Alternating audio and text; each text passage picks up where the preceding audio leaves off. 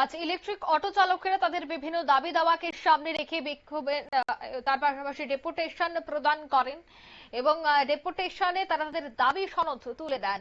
বিশেষ করে Bishalgarh electric auto চালকেরা তাদের বিভিন্ন যে দাবিগুলি তা ওসি সুনীত সেনের নিকট তুলে ধরেন। তাদের দাবি যে রাস্তায় যাতে ওঠানামা করলে তাদের সঙ্গে দুর্ব্যবহার করা হয় এবং টাকা পয়সা রেখে দেওয়া হয়, এ ধরনের অভিযোগকে সামনে রেখেই কিন্তু আজ ওই ডেপুটেশনটি দেওয়া হয়েছে।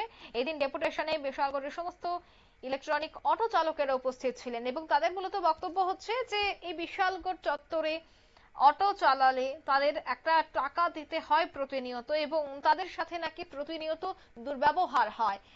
এই বিষয়গুলিতেই আজ সরব হয়েছে ইলেকট্রিক অটো চালকেরা। কি অভিযোগ তাদের শোনাচ্ছে।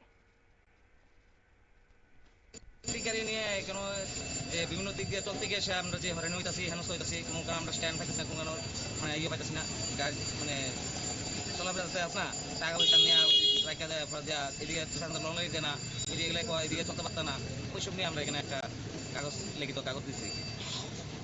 থানা কর্তৃপক্ষ থেকে কি জানা গেছে বা কি তথ্য পাওয়া গেছে? বলেছে যে তোমাদের উপর যে নেতৃত্ব আছে তারা বৈঠক করে, আমরা এখানে কোনো কিছু এরকম করা সম্ভব না, তারা নিয়ে আগে বৈঠক করার পরে তারা যে সিদ্ধান্ত দিব সিদ্ধান্ত করেন তারপরে স্টেপ নেওয়া হবে।